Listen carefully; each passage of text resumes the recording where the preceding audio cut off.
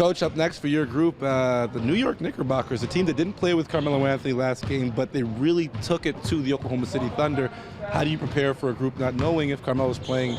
Well, I'll be very surprised if he doesn't play. We're preparing as if he's going to play.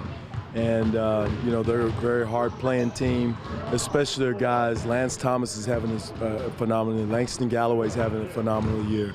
Lopez, unsung hero. Everybody puts so much attention on Carmelo Anthony, and rightfully so.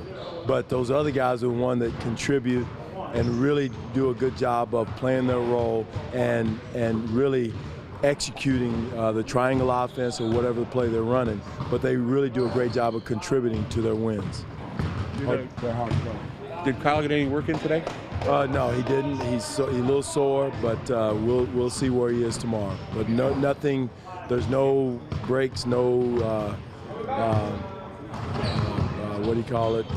nothing significant as far as his injuries. So. I guess being able to get Dwane into Mississauga and then back in 20 minutes sort of proves that the system works. Well, it does. It's great. It's perfect for us. The fact that he can get down there and get back, get practice in, go through a practice and be ready, I think is huge. So I think that's something that we had in mind when the team was put there. The guys could get there, get back. It's just a matter of paperwork, letting the league know in and out. But it's a great, great situation for us to have our D-League team there. When you look at the Knicks, what do you think of the Porzingis kid?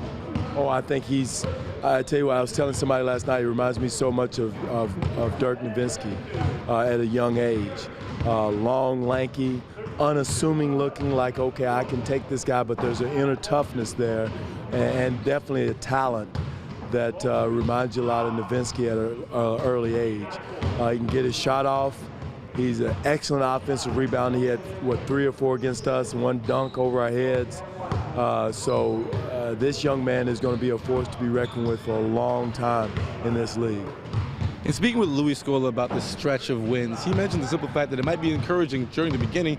You guys didn't play your best basketball, and there's definitely some things you can touch on. Is that something that, is a positive for you? You got the win, but there's still those teachable moments that you can pull off? We have a lot of teachable moments, and that's a good thing about it. It's a positive that we haven't been playing our best basketball.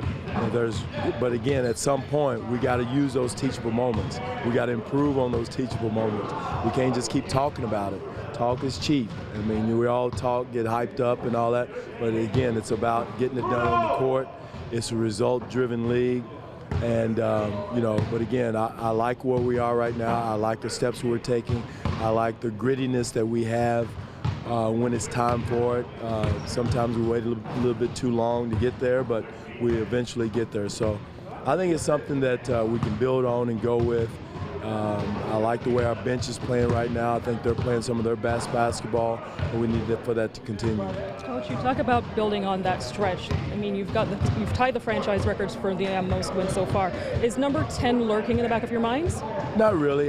Believe me, I know everybody. It's great for the fans. I think it's great for the organization. But yet and still, we can't dwell on that. We got to go game for game, quarter for quarter, and possession by possession, and again, and get better. So if you get caught up in those wins, you get caught up in the wrong things. And for me as a coach and for our team, it's good, but it's not the end goal. Everyone's talking about these new centers and so on and so forth, but you've got your center finally back and healthy, a post-up player. Your impression of what Jonas has been able to do since he got back? Jonas has been playing solid. I left him in the other night so he could get some extra work in, get his confidence. I think that's important for him to do that. He's playing with a little pep in his step, so he's been playing good. Jack Sigma brought him back here in town to work with him on his shot a little bit more. But the most impressive thing is his pick and roll defense has gotten better, still can get better, but he's talking, he's calling it out, he's communicating, he's moving his feet, he's getting his stick hand up, doing a lot of positive things in the pick and roll defensive schemes. I can go back to Dwane for 1 minute. How important, when you send him down, he gets to play with Norman, Anthony, Lucas, and with Jesse, who runs your stuff. How important is that for like a day like today even? It is, because he comes back and you don't miss a beat. You don't miss a beat, as far as his calls, his communication is concerned, the working with guys, the same plays, same defensive scheme, same defensive communications, that's huge.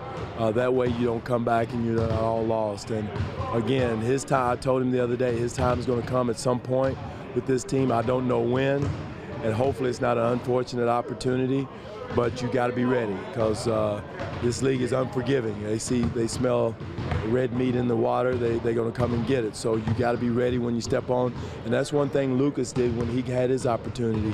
He stepped in, took advantage of it, and then we got healthy again. And have physically close to you guys and working with Jesse, who worked for you, has to be the most beneficial. It is. It really is. And going through all our stuff all through the summer and then through the D-League and then when he's here in practice, it's been a help. Coach, I know personally better than to ask you a question like this, but this one's for the fans. Where would you rather be All-Star Weekend, on the sideline coaching or game planning for your Toronto Raptors? Game planning for the Toronto Raptors. I've done it.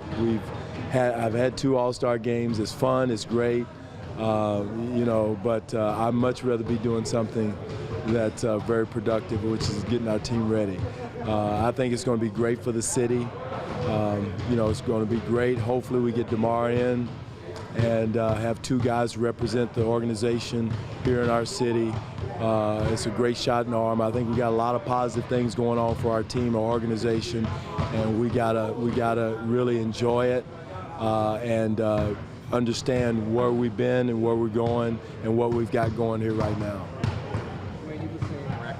Exactly at this point as last year, but are there a couple things about this team that makes you feeling more comfortable maybe than last year? Gritty. I think we're grittier. Last year we did it all with offense. I think this year we don't mind getting gritty, grimy, getting into people. I think that's a huge difference. We have the ability and the personnel to play defense and when we have to, and I think that's the biggest difference. Thank you, Coach. Thank you.